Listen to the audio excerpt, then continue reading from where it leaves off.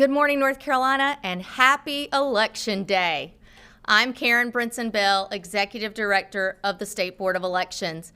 I'm here with Paul Cox, General Counsel to the State Board, who will help answer your questions in a moment. Today is the last day for eligible, registered North Carolinians to cast their ballot in this important election. Polls across the state are open until 7:30 p.m., and if you are in line at 7:30 p.m., you will be able to vote. Voters should go to their assigned polling place. To find your polling place, use the voter search tool on the State Board website, ncsbe.gov, and don't forget to bring your photo ID. Yesterday, we sent out a press release titled 10 Tips for Election Day Voters in North Carolina. Please share these tips with your audiences so we can have a smooth election day as well. If you haven't voted yet, please take time today to make your voice heard. As a reminder, all voters will be asked to show photo identification when they check in to vote. Most voters will simply show their driver's license, but many types of photo ID will be accepted. Go to bringitnc.gov for more information about the photo ID requirement and a full list of acceptable IDs. We also want to remind voters that if you forget your ID, poll workers must offer you a provisional ballot and the opportunity to either fill out an ID exception form explaining why you are unable to show photo ID, or return to your County Board of Elections office to show your photo ID before 5 p.m. on November 14th. No voter should be turned away from the polls for not having an ID with them. At this time, we are unaware of any disruptions or delays at polling places that may necessitate extending voting hours beyond 7:30 p.m. That's simply remarkable, considering more than 2,600 polling places opened statewide this morning. We will continue to monitor polling places statewide, and if necessary, we will call a State Board meeting to consider any voting extensions. At this time, we have not heard reports of any major incidents at any polling places. We also have not heard reports of long lines today. It is a good day to go vote. We have been addressing reports that the State Board's voter search tool on ncsbe.gov has been running a bit slow today. This is not unusual for election days when tens of thousands of people are accessing the search tool at the same time.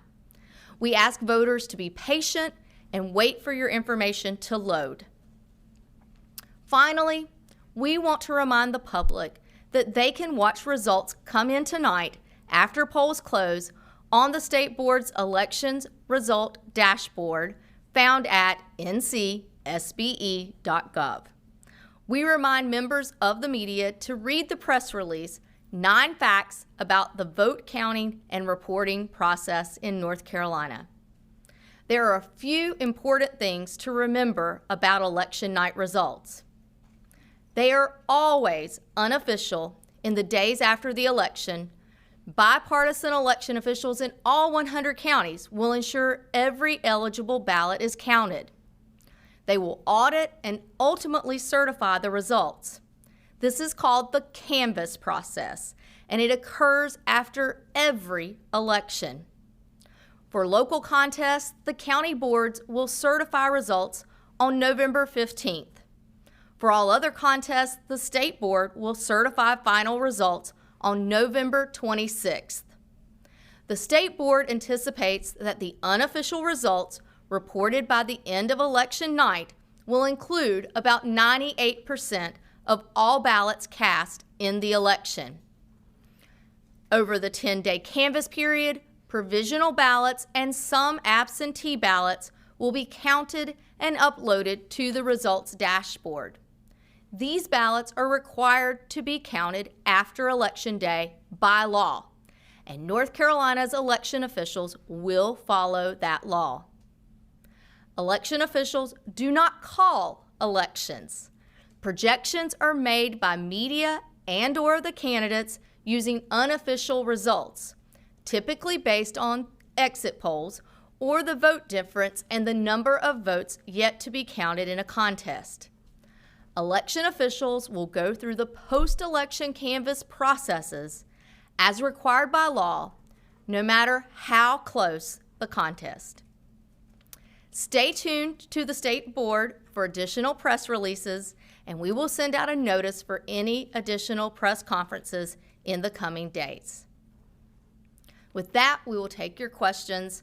We'll start in the room first, and then we'll go to the phone or online, and remind those folks who are using the phone or online system to press 1 when they do ask their questions. So is there anyone in the room? You'll go to one of the mics, if you would, please.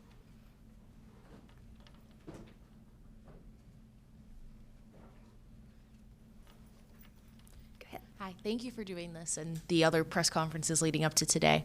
Brittany Gibson from Politico. I just wanted to follow up on something you had mentioned at last week's press conference about when you expect to have your unofficial tabulations tonight. You mentioned, I believe, in 2020, it was about a little after 12:30 a.m. Where do you project tonight being? And with the caveat of course, you're not going to rush to beat last time's So our official final upload in 2020 was 12:28 a.m. on that Wednesday morning. And so I have challenged everyone to let's meet that or do better than that. Now, we have to be, face reality of it. That's our goal. But, there are a lot of votes to deal with once the polls close. With this election, new to our laws, we cannot tabulate and upload the early voting results at the close of polls like we've been able to do in the past. So those will not be released until after the polls close. The tabulators will be closed down and the results will be uploaded with the election night results as they come in. So at 7:30 p.m. we will release the absentee by mail results, and then we will just begin to gather the results from the election day polling sites. And being mindful that we do not modem results in North Carolina.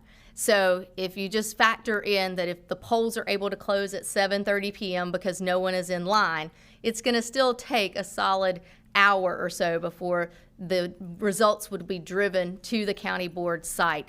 And we've got over 2,600 polling places that have to do that tonight. So the bulk of our results we anticipate would be probably between 9:30 to 11 p.m.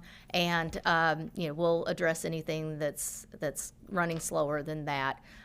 We'll also caution everyone that that's a large volume of data hitting our results dashboard at the same time. So just like we're experiencing some lag because of the interest in our voter search tool, we may be experiencing some lag in the results just because of the sheer volume of data that's going in and the interest that we're seeing in our results. Thank you. I'm Yes, Dina ma'am. with CBS 17. Thank you, guys. I have two questions. One, you said that thankfully no major issues reported yet this morning. If you guys have seen any issues at all, whether it be this morning or over early voting, what have those been? And second question being, we've been hearing that the damage from Helene in Western North Carolina thankfully isn't impacting the election so much. Is that the same are you guys still seeing that this morning, that things are running smoothly there? So again, no incidents to speak of. There were just, I think, 3, maybe 4 polling places that had some delay in getting going, but they turned no voter away. They went to their manual process or were able to move things along quickly. So, we feel like, knock on wood, that we are in very good shape. Obviously, there could be some sort of disruption. We've had accidents to happen near a polling place that's delayed traffic or, power outages or something like that might create a problem throughout the day. But with the good weather and the good planning and so forth, we're hopeful that we won't see any further disruptions that could cause any delay. And then in terms of the Helene-affected counties, as we've reported out, we had a 57% turnout between absentee and early voting ballots for North Carolinians. And in the western part of our state, those Helene-affected counties actually outpaced the rest of North Carolina with about a 59% turnout. So as we are going into Election Day, we are finding that they were able to get their polling places open on time.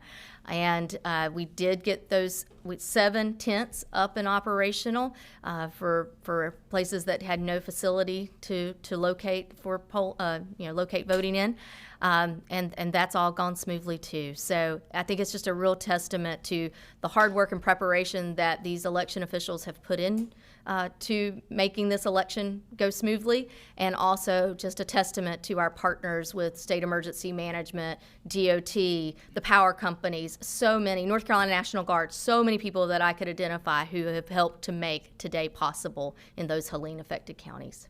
Thank you. Hi, Karen. Yes. Sean Hey. Coffey, ABC 11. I also have a two-parter. Just understanding it's really early, wondering if there's any preliminary info about the number of ballots that have been cast in person today, through the first few hours at least. And then secondly, I know you touched on the process kind of longer term before the vote is ultimately certified, but what is sort of immediately after the polls close today the role that the BOE will play in kind of gathering the ballots physically, counting them up? Sort of, can you walk voters through what role you guys will play in kind of getting the count started? Yeah.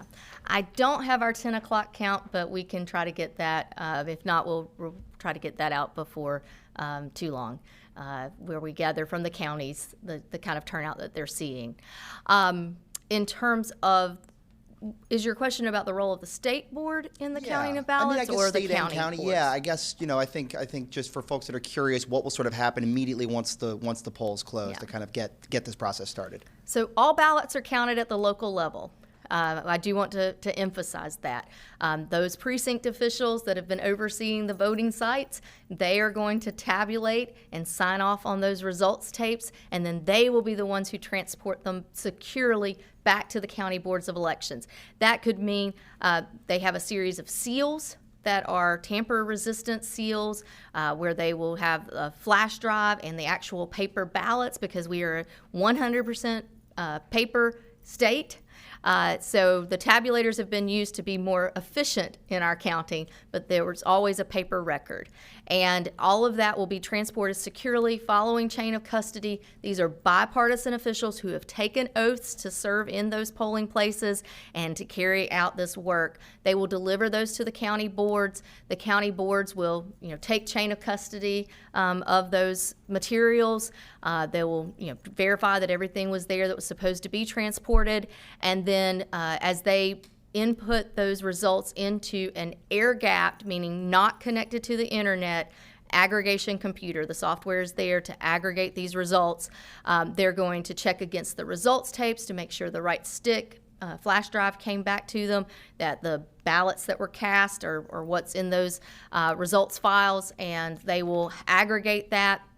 They will then save those results and do uploads periodically on new flash drives. They take that over to our secure state election information management system, which is where they're able to access the election night results. Anytime they do those uploads, they're using a new flash drive so that we have no cross, that again, they don't take anything from a networked computer back to an air-gapped computer. So that's for tonight, and then we'll go through reconciliation processes and sample hand-to-eye counts and review of eligibility and so forth as we go through the certification period. Thanks, Karen. David Hodges, WBTV in Charlotte. I was wondering if we could get a little bit more into the process of, let's hope there are no delays at any polling locations and you keep the track record you have right now. However, I think for most elections we have seen an issue with either some type of delay or a computer glitch. Can we really get it? Would you mind kind of really describing the process of, if there is an issue at a polling location, how the complaint would be formed, how the State Board of Elections gets together and ends up deciding whether or not to leave a precinct open later or close it when it's, designed to? Now, if you jinxed us, I'm calling you at 1 a.m.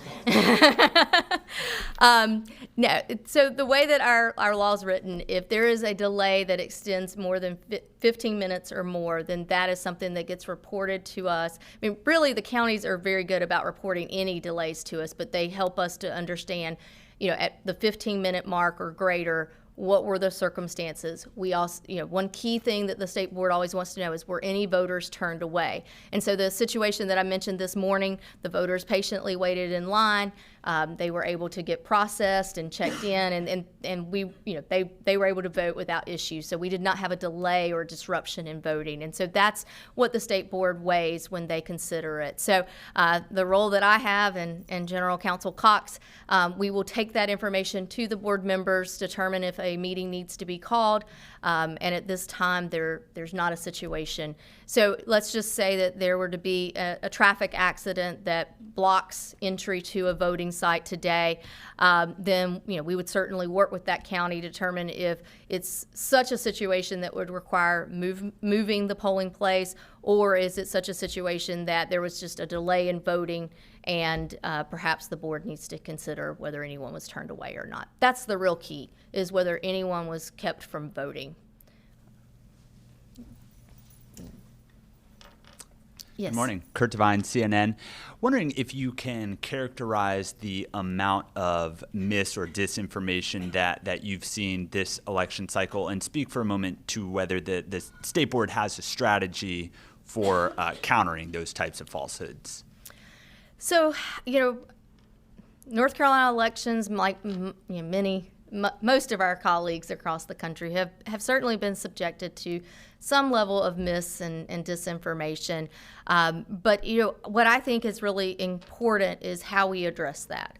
And we have worked since 2019 on a campaign around the hashtag #YourVoteCountsNC, efforts on social media, efforts on our website, efforts through press availability and press releases to inform North Carolinians about our processes in North Carolina, so that when they're presented with misinformation, they question that and know to go to trusted sources of information, like the state board, like our county boards, like vote.gov, and others that are trusted sources of information. We also have very transparent processes in North Carolina where citizens are our workers. 25,000 people are making today possible, and our voting sites operate. So when you know that there's so many people that are involved, that they are able to help, provide the truth, provide the facts.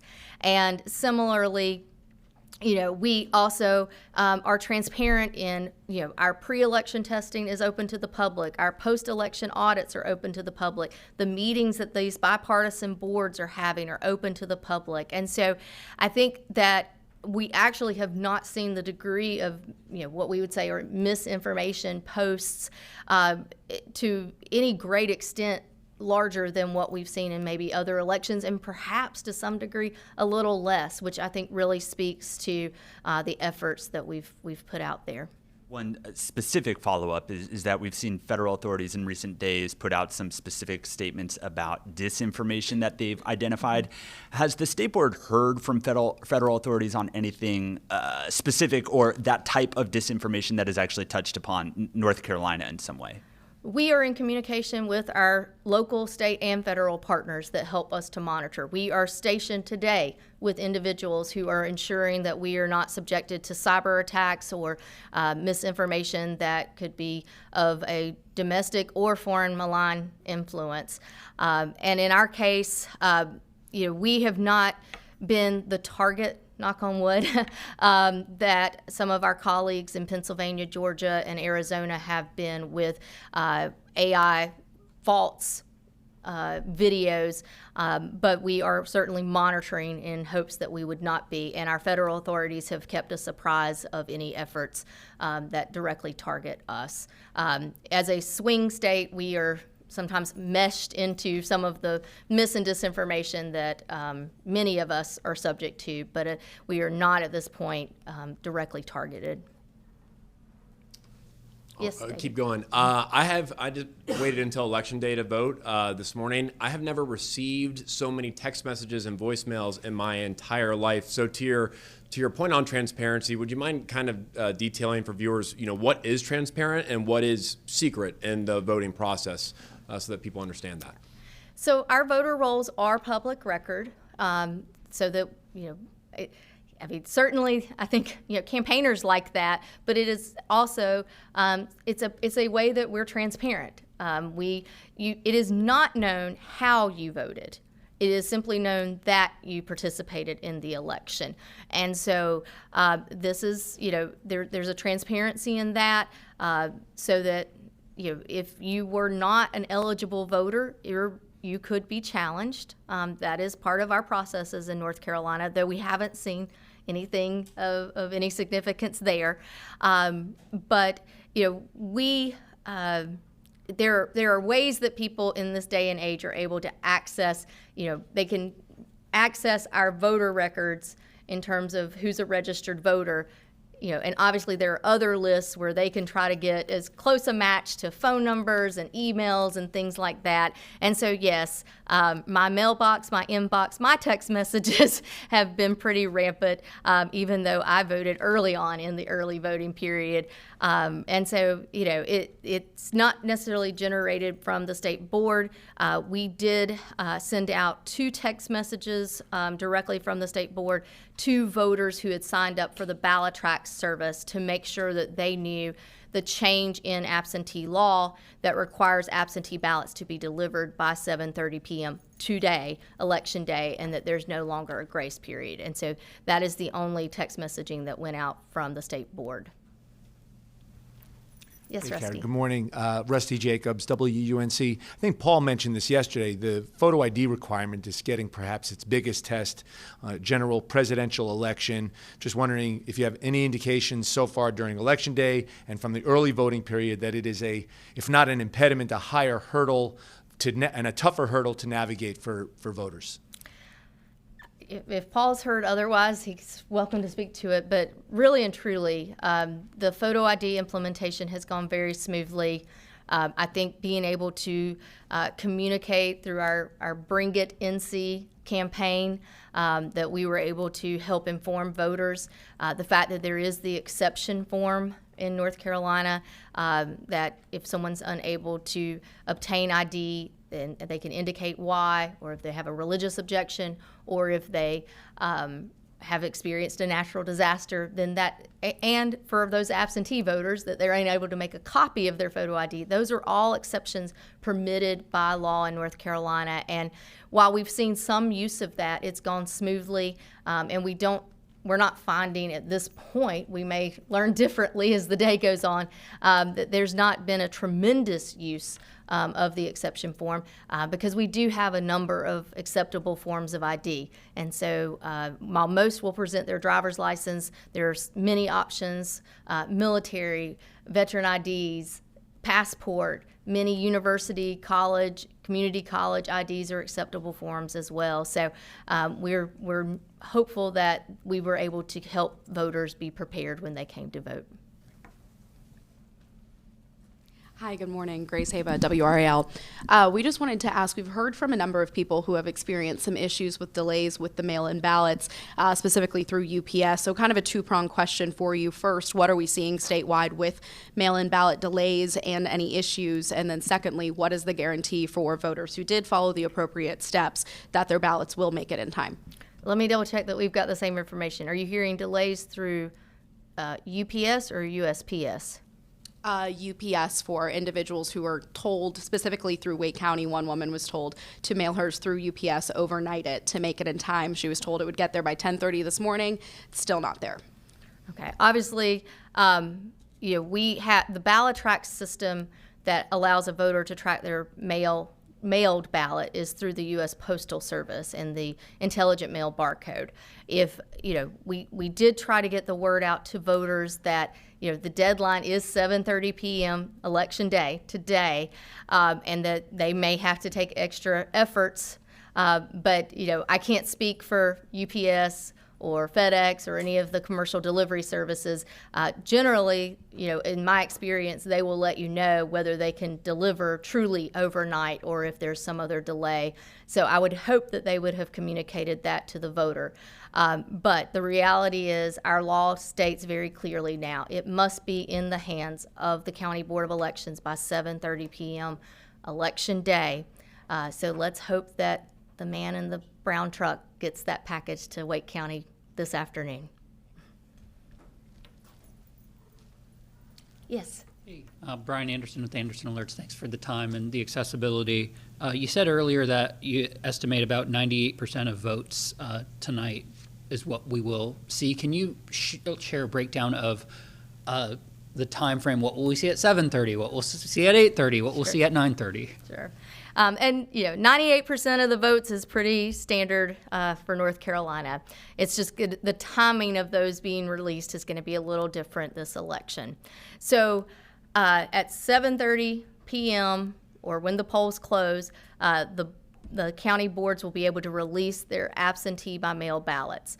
As y'all, I think, are aware, we had over 240,000 ballots cast absentee by mail, so those will be the first results that we see.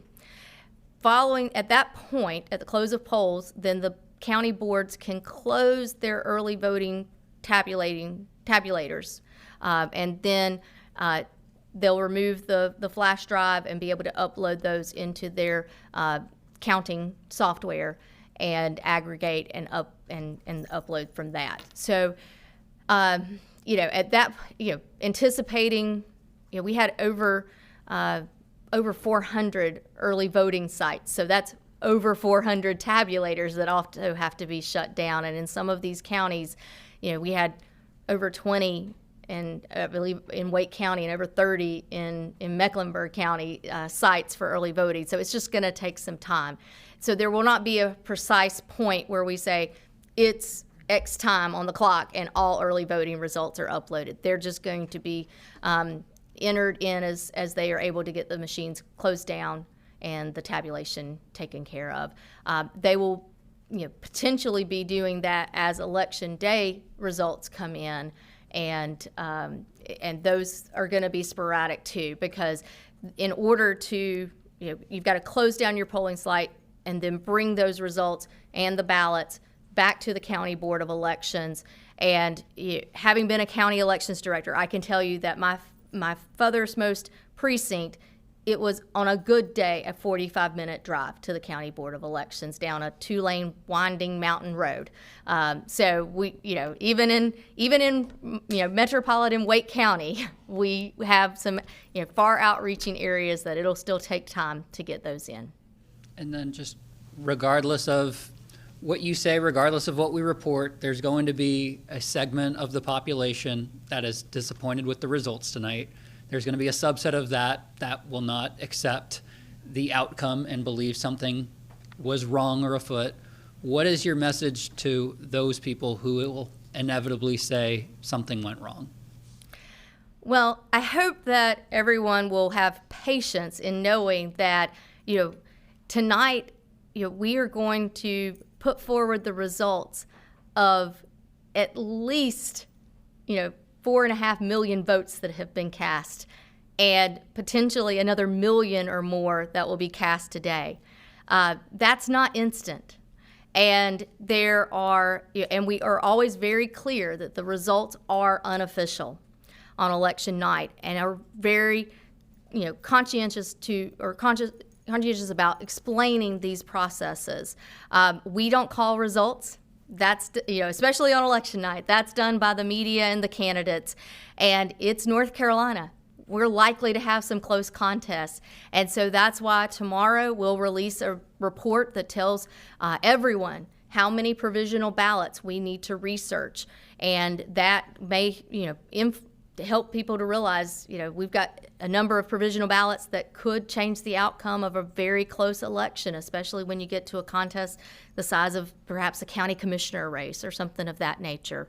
And so what I would really encourage the public to do is to be aware of what the processes are.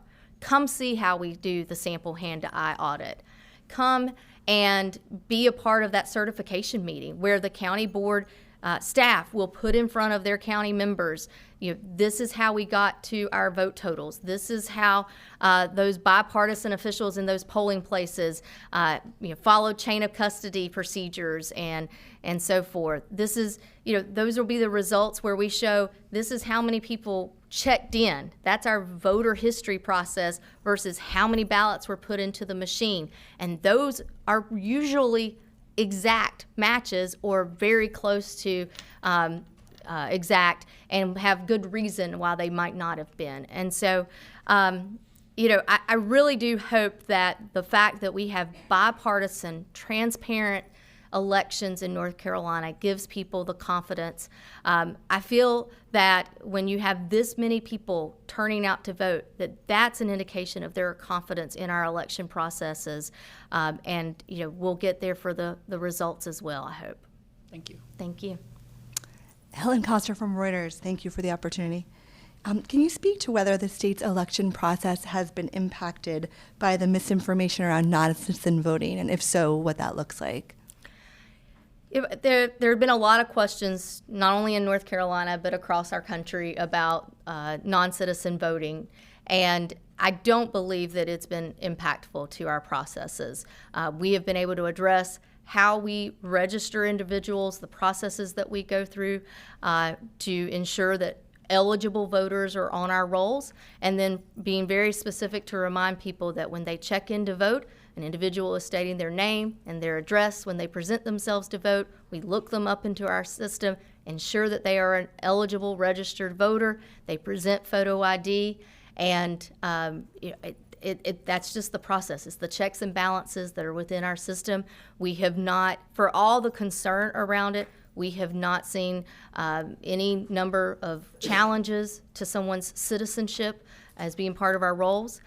When we have had that suggested, our investigations team has checked into it. So we feel very confident that eligible North Carolinians have been able to cast their ballot. And a follow-up to that is you did mention that you haven't seen any significant challenges to voter rolls. Could you just elaborate on, I know you just touched on it, but what kind of challenges have you seen to date on voter eligibility challenges? Paul, do you want? I don't even think we've had enough challenges to enumerate them, but yeah. So there haven't been really any to speak of, or very few to speak of, actual challenges by voters to another voter at the polls. We do have a new period of time now after the election that absentee ballot challenges are allowed, so we'll see if those arise after the election. The county boards of elections do their own audit of the eligibility of their voters, and so if they find out, for example, that a voter cast a vote and then died, or a voter cast a ballot in early voting and then was convicted of a felony sentence, they become ineligible to vote in that election. And the county boards themselves will go through a challenge process when a voter is clearly ineligible based on official records. And so those are really most of the ones that we're dealing with right now. It's just the one-offs here and there where a voter became ineligible after casting a vote. Or the handful of cases where a voter got confused and went to one county versus another, et cetera. Just those sort of administrative issues with making sure that the only eligible voters are casting ballots. Thank you. Sure. Okay. I think we're ready to go to the phone or online questions. We have one question from online, 13 News Now. Please go ahead.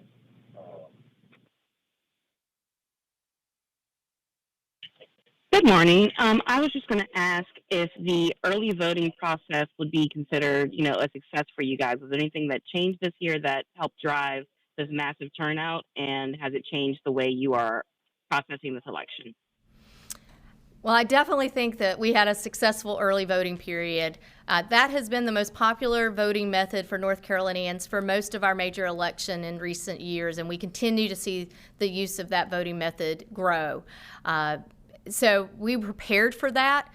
I think, if we've learned anything, the pandemic actually helped us to be better prepared for large turnout of voting during the early voting period, where we learned how to do social distancing and spacing, and realized that larger facilities, more parking, more voting booths, more check-in stations that were for social distancing purposes actually are just good logistical purposes. And we saw a lot of the counties still have a large number of early voting sites.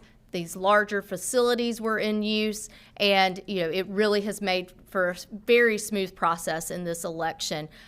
We heard reports of some lines, but a lot of the counties had implemented weight tracking tools, and so voters were able to learn which site maybe had less of a line or no line, and took advantage of that.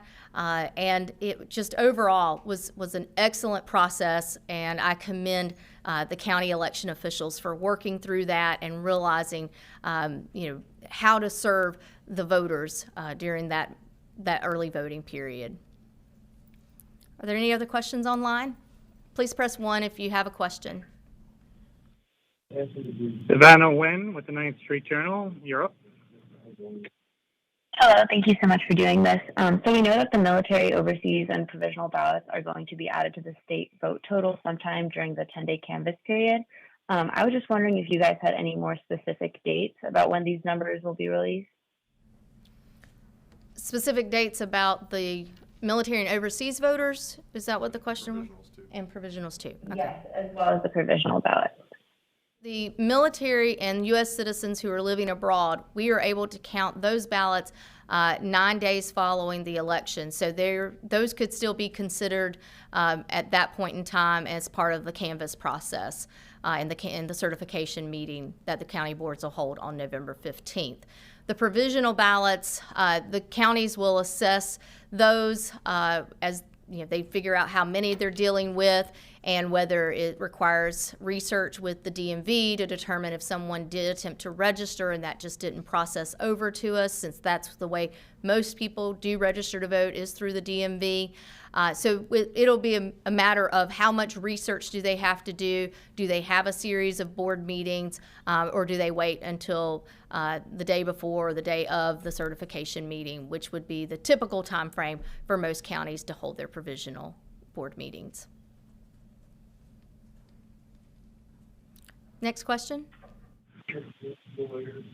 Peter Charlamos with ABC News. You're up. Hi. I just wanted to ask about turnout. I understand that the 10 a.m. numbers aren't available yet, but in terms of what we've seen since 7 a.m., is anything kind of above or below average? You mentioned not seeing major lines at some polling places. I think, the reports that we have is that voting has just been steady. We had, everybody gets a kick out of the fact that I talk about the weather all the time, but weather impacts voting. And we have had good weather today. There was some fog in certain areas, and so that may have slowed some people getting to the polls first thing this morning. But I think as the day continues and we do 10 o'clock checks and a 4 o'clock check, we're going to find that it's been a steady day of voting. And when you consider that we're anticipating 1 million to 1.5 million people likely to vote today, and that's dispersed across more than 2,600 polling places, the likelihood of lines is not as great as when you have over 4 million people going through the voting sites during the early voting period. So we fully anticipate to be able to quickly and efficiently serve those voters as they go to their election day polling places. There are no more callers online. Well, I think we're good to go. Oh, I'm sorry. Oh, David, I missed you. Apologies. No, it's absolutely fine. This might be a little bit more for the county boards, but I'm wondering if you could address it. Everyone is used to watching on election day, and you have someone like John King from CNN pointing to a board saying, oh, we got 50% of this county in, but how will the rest of these break? And sometimes different precincts and counties take longer to get to the place where they need to be counted. Could you explain how that process works, why it might take longer to get some votes counted in some parts of counties than others, what that delay is for? So having been a county elections director and working as a field specialist for the counties, I'm very familiar with these processes. I think one thing we have to consider when a precinct might be running later than another, did they have voters in line at 7:30 p.m.? And those lines could be 20 or 30 voters easily, and that's not going to get processed in 5 or 10 minutes. So you've got to allow for that. You also, It may be a newer set of workers who are being more meticulous, aren't as familiar with the process, and so they're following every line of the book to make sure they get it right. Or it may just be that someone's that, particular anyway, even if they're a long-serving worker. So it might also be, depending on the county, depending on how many people they were able to put in as personnel. If they don't have, a large group of workers, then it's going to be more work for fewer people to do. So, there could be any number of reasons. No one should take that as being anything more than them upholding their oath to get it done right and to be accurate. I will say it probably grates on some nerves in the outside of elections world when you're looking, but our job and our effort is to not necessarily be quick. We want to be correct, and we want to be accurate. And so that's what we're seeking when we're closing down the polls, when we're uploading the results, and when we're announcing those to the public. Yes. I just add one other item. Just 1 second. I'll just. Hold on, Brian. Brian, give me 1 second. I just wanted to add to the question that, the size of the county, the population of the county could really play into this as well. In our large urban counties, there's only one secure computer where results are going to get uploaded. And so if you've got over 200 voting sites like Wake County does or Mecklenburg County does, over 100 like Guilford County does, it's going to take longer for all of those to get processed and put into the system because you have a single point of entry for all that at the county board office. So just the volume in the larger counties is going to make a difference, as well as in the rural counties that have a lot of space to cover to bring the results back. That's also going to take some time. So just want to make sure everybody's aware of that and patient with the results coming in. That's a great point, Paul. Thank you. Okay, Brian, we have one online. They went ahead and dropped, so we are no more callers online. Then we are calling this complete, and we look forward to having a smooth election day. If you have not voted yet, please do so. Polls close at 7:30 p.m. tonight. Go to ncsbe.gov to use the voter search tool to look up your voter registration information, to locate your precinct polling location, and to see your sample ballot. Thank you, and have a great election day, everyone.